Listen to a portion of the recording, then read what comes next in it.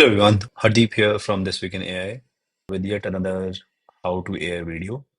So we are working on an upgrade of our site, and on the landing page there's a very big space that is left empty. And I've been trying to think of graphics that I need to put here. And the introduction of Silicon Valley intro, the show, is something that has been one of the things that I've been thinking of. It had multiple startups. They were layered in a format of a city, and you could see all of them moving around. And such a diagram would make sense, a lot of sense here, simply because we are trying to create a community of builders with AI.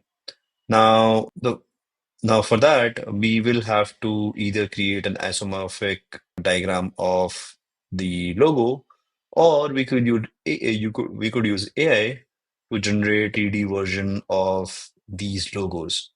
So to do the same, I've come on to Meshy. I've heard that this is one of the tools that you can use to generate a 3D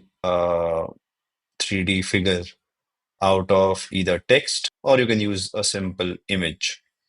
Now, very generously, whenever you log in, you are granted 90 tokens that you can use, and each request generally takes around 20 credits.